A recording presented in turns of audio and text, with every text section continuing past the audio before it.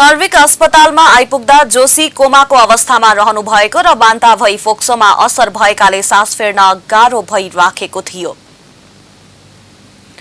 चीन सरकारले काठमाडौँको दरबार हाई स्कूललाई शैक्षिक सामग्री सहयोग उपलब्ध गराएको छ। चिनिया नयाँ वर्षको उपलक्ष्यमा चीन सरकार र चिनिया जनताको तर्फबाट स्टेशनरी सामग्री, खेलकुद सामग्री, स्वास्थ्य सामग्री, ड्रेस सहयोग गरेको छ।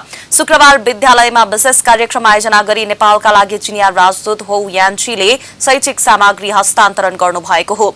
सो अवसरमा शिक्षा विज्ञान तथा प्रविधि मन्त्री कृष्णगोपाल श्रेष्ठले चीन सरकारले आफैले पुनर्निर्माण गरेको विद्यालयमा चिनिया नयाँ वर्षको उपलक्ष्यमा खेलकुद, स्वास्थ्य सामग्री, स्टेशनरी तथा ड्रेस सहयोग गरेको बताउनुभयो। चीन सरकारको सहयोग निरन्तर प्राप्त भइरहेको भन्दै मन्त्री श्रेष्ठले राजदूत यान्चीलाई धन्यवाद समेत दिनुभयो। चिनिया सरकारको र चिनिया जनताहरूको तर्फबाट नयाँ वर्षको सन्दर्भमा नयाँ वर्षको विषयलाई लिएर यो स्कुल आफूले बनाएको स्कुललाई जसरी माया गरेर उहाँहरू आफै उपस्थित भएर महामहिम राजदूतज्यू स्वयं उपस्थित भएर बच्चाहरूलाई स्पोर्ट्सका सामानहरू, स्वास्थ्यका सामानहरू, शिक्षाका सामग्रीहरू एकमुष्ट रूपमा चाहिने अनि स्कुलका ड्रेसहरू एकमुष्ट रूपमा वितरण गर्ने अभियानमा जुन मायाको एउटा सामग्री वितरण गर्ने सन्दर्भमा सरकारको तर्फबाट महामहिम राजदूतज्यू मार्फत सिङ्गो चिनिया सरकार र चिनिया जनताहरूप्रति म विशेष धन्यवाद दिन चाहन्छु। 2072 सालको भूकम्पबाट दरबार हाई स्कूल पूर्ण रूपमा क्षति भएपछि चीन सरकार आफैले विद्यालय भवनको निर्माण गरेको थियो। पुनर्निर्माण पछाडि बनेको भवनमा रहेका कक्षा कोठाहरू ठूला, फराकिला र आधुनिक देखिएको छ। चीन सरकारको सहयोगमा नै विद्यालयमा फर्निचर लगायतका सबै सामग्रीको व्यवस्थापन गरिएको थियो। पुनर्निर्माणपछि विद्यालयमा पठन पाठन सुरु भइसकेको छ। क्यापिटल समाचारमा अब पालो विश्रामको।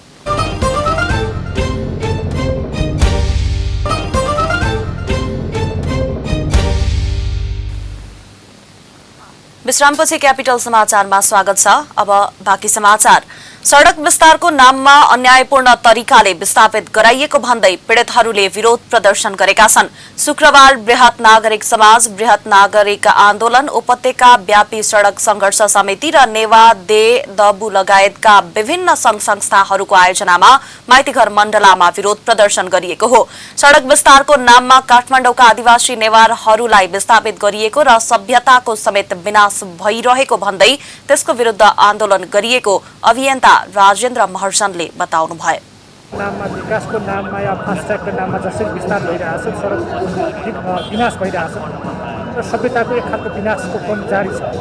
त्यस विरुद्ध चाहिँ आवाज उठाउनु पर्ने आवश्यकता भएको छ। त्यही हिसाबले सडकमा आएका छन्। बालाजु बाइपासमा रहेका 48 घरधुरीलाई सरकारले अन्यायपूर्ण रूपमा विस्थापित गराएको पीडितहरूको भनाइ छ। सर्वोच्च अदालतको अन्तरिम आदेश समेत नमानेर बिना मुआब्जा, बिना क्षतिपूर्ति सरकारले घर भत्काएको पीडितहरूको आरोप छ। घर भत्काउने सरकारको कामको विरोध गर्दा घरधनी तथा अभियन्ताहरूलाई प्रहरीले हिरासतमा लिएको भन्दै उनीहरूको रिहाईको माग सहित कानूनी राज्यको माग गर्दै आन्दोलन गर्नु परेको उपत्यका व्यापी सड़क पीडित संघर्ष समितिकी सदस्य विद्या श्रेष्ठले बताउनु भयो। उच्च अदालतको स्थिति हुँदाखेरि पनि त्यहाँ चाहिँ तपाईको डोजर लगाएर घर भत्काउने काम भइरहेको छ र अरू कन्स्ट्रक्सनहरू सुरु भइरहेको छ र हामीले रोक्न खोज्दाखेरि यो अस्तिको मात्र कुरा हो। पीडित लगायत हाम्रो 8 जना म भन्छु जस्टिस मेन फर जस्टिस यानी कि न्यायका लागि योद्धाहरूलाई समातिरहेका छन्। 2 जना हाम्रो उपत्यका व्यापी सडक पीडित संघर्ष समितिका अध्यक्षजी पनि हिरासतमा हुनुहुन्छ। मातृभाषा बोलेकै कारण बालाजु बाइपास स्थित स्थानीयलाई प्रहरीले धरपकड गरी नियन्त्रणमा लिएको नेवा दे दबुका अध्यक्ष नरेश ताम्राकारले बताउनुभयो। सरकारले सर्वोच्च अदालतको अन्तरिम आदेशलाई समेत लत्याएर घरहरू भत्काएको बताउनुभयो। पञ्चायतकालीन या राणाकालीन शासनमै हामी छौँ भन्ने कुरामा यो चाहिँ बोध गराउन हामी चाहन्छौँ र कुनै पनि मातृभाषाले आफ्नो मातृभाषा बोलेको कारणले यसरी चाहिँ हिरासतमा बस्नुपर्छ भने त्योभन्दा अलोकतान्त्रिक चाहिँ विधिहरू केही पनि हुँदैन र त्यस कारणले अविलम्ब ती हाम्रा मित्रहरूलाई चाहिँ रिहाई हुनुपर्छ भन्ने हामी माग गर्दछौँ। प्रहरी नियन्त्रणमा भएका घरधनी तथा अभियन्ताहरू रिहाई नभए र विस्थापित भएका परिवारहरूको बारेमा न्यायिक निरूपण नहुन्जेलसम्म आन्दोलन जारी राख्ने आयोजकको भनाइ छ। विकासको नाममा जारी प्रतिगमन विरुद्ध प्रतिरोधको ब्यानरमा भएको विरोध प्रदर्शनमा मापदण्ड 7-7 मिटर छुट्याई आफ्नो सोभासी प्रमाणित जग्गामा घर बनाई बसोबास गर्न पाउने हाम्रो नैसर्गिक अधिकार हो लगायतका प्लेकार्ड तथा ब्यानर समेत प्रदर्शन गरिएको थियो। पछिल्लो 24 घण्टामा देशभर थप 112 जनामा कोरोना संक्रमण पुष्टि भएको छ। 3944 जनाको नमूना परीक्षण गर्दा 44 महिला र 68 जना पुरुषमा कोरोना भाइरसको संक्रमण पुष्टि भएको स्वास्थ्य तथा जनसंख्या मन्त्रालयले जनाएको छ। यो सँगै नेपालमा कोरोना संक्रमितको संख्या 2,73,984 पुगेको छ। तीमध्ये थप 4 जना सहित 2,771 जनाको मृत्यु भएको छ। यस्तै पछिल्लो 24 घण्टामा थप 54 जना निको भएसँगै हालसम्म 2,70,277 जना संक्रमण मुक्त भएका छन्। हाल देशभर सक्रिय संक्रमितको संख्या 9,036 रहेको मन्त्रालयले जनाएको छ। राष्ट्रिय पुनर्निर्माण प्राधिकरणले भूकम्प पछिको पुनर्निर्माण तथा व्यवस्थापन पारदर्शी र जवाफदेही ढंगले अन्तिम चरणमा पुगेको जनाएको छ। काठमाडौँमा शुक्रबार प्राधिकरणसँगको सहकार्यमा ट्रान्सपरेन्सी इन्टरनेशनल नेपालले गरेको सदाचार सम्बन्धी छलफलमा प्राधिकरणका प्रमुख कार्यकारी अधिकृत सुशील गेवालीले शहरी क्षेत्रमा भन्दा ग्रामीण क्षेत्रमा काम गर्न सहज भएको अनुभव सुनाउनुभयो। प्राधिकरणले राम्रै गरिराखेको छ, ठिकै गरिरहेको छ भन्ने एउटा अवस्था चाहिँ सिर्जना भएको छ। यसले के देखाउँछ भन्दाखेरि वास्तवमा हामीले चाहिँ एउटा ठुलो चाहिँ एउटा मिहिनेतका साथ एउटा ठुलो चाहिँ तपाईको चाहिँ एउटा चाहिँ पहल कदमीका साथ एउटा परिणाम चाहिँ हासिल गरिरहेका छौँ। यो तपाईँ हामी सबैको गर्वको विषय हो र चाहिँ हामी सबैले चाहिँ यसलाई चाहिँ लागेर मात्र यो चाहिँ एचिभमेन्ट प्राप्त भइरहेका हो। सरकारवाला सबै समुदायसँग आवश्यक छलफल गरेर पुनर्निर्माणलाई अन्तिम चरणमा पुर्याएको प्राधिकरणले जनाएको छ। कार्यक्रममा ट्रान्सपरेन्सी इन्टरनेशनल नेपालका अध्यक्ष पद्मिनी प्रधानाङ्गले प्राधिकरणले गरेको खर्चको व्यवस्थापन र त्यसको पारदर्शिताको विषय उठाउनुभयो। प्राधिकरणले वैदेशिक प्रतिबद्धता अनुसारको 81% सहयोग मात्र जुटेको जानकारी गराएपछि उहाँले यसको पारदर्शिताबारे प्रश्न उठाउनु भएको हो।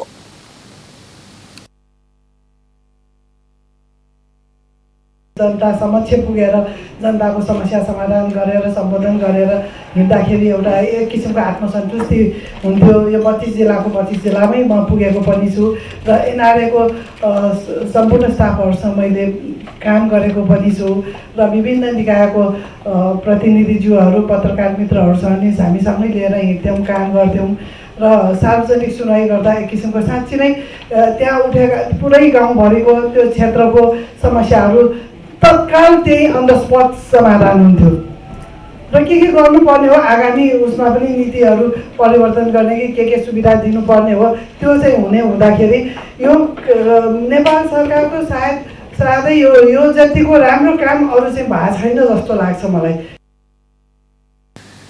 सरकारवालाहरू सहभागी कार्यक्रममा विक्रम सम्वत 2072 साल वैशाख 12 र 29 गते गएको भूकम्पबाट पुगेको क्षतिसँगै शुरू भएको पुनर्निर्माणका क्षेत्रमा प्रशस्तै अपचलन भएको गुनासो आइरहेको विषयमा समेत कार्यक्रममा छलफल भएको थियो।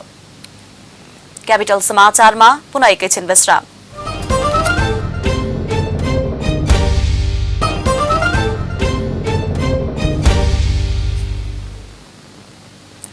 विश्रामपछि क्यापिटल समाचारमा पुनः स्वागत छ।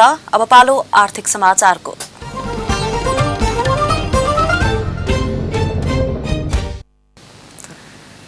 नेपाली बजारमा बिहिबार प्रति तोला 89,300 रुपैयाँमा कारोबार भएको सुनको मूल्य शुक्रबार 500 रुपैयाँले घटेको छ। बिहिबार प्रति तोला 89,300 रुपैयाँमा कारोबार भएको सुनको मूल्य शुक्रबार तोलामा 500 रुपैयाँले घटेर प्रति तोला 88,800 रुपैयाँमा कारोबार भएको नेपाल सुनचाँदी व्यवसायी महासंघले जनाएको छ। यस्तै तेजाबी सुनको मूल्य 88,350 रुपैयाँमा कारोबार भएको छ। शुक्रबार चाँदीको मूल्य पनि तोलामा 20 रुपैयाँले घटेर प्रति तोला 1335 रुपैयाँमा कारोबार भएको महासंघले जनाएको छ। अब पालो खेल समाचारको।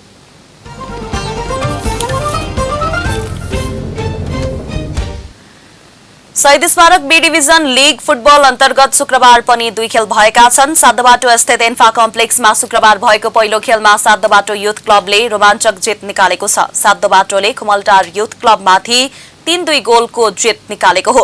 जितसँगै सातदोबाटोले 7 खेलमा 19 अङ्क जोड्दै शीर्ष स्थानमा यथावत रहेको छ। खुमलटार भने 7 खेलमा 16 अङ्क जोड्दै लीगको दोस्रो स्थानमा रहेको छ।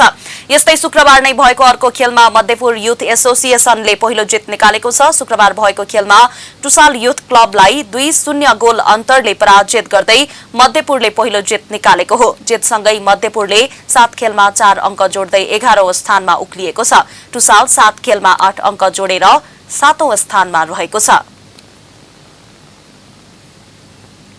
यो सँगै हामी क्यापिटल समाचारको अन्त्यमा छौं। अन्त्यमा मुख्य समाचारका शीर्षकहरू।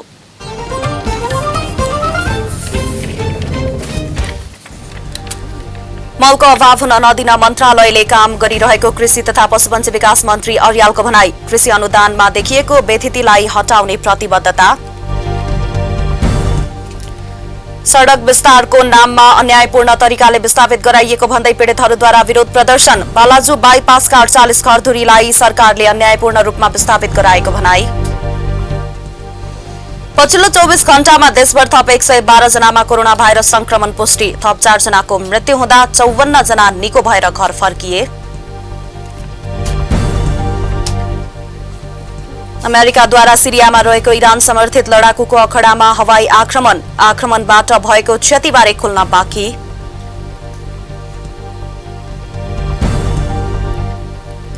र शहीद स्मारक बी डिभिजन लीग फुटबल अन्तर्गत शुक्रबार भएका खेलमा सातदोबाटो र मध्यपुर विजयी। खुमलटार 3-2 तथा टुसाल युथ क्लब 2-0 गोल अन्तरले पराजित।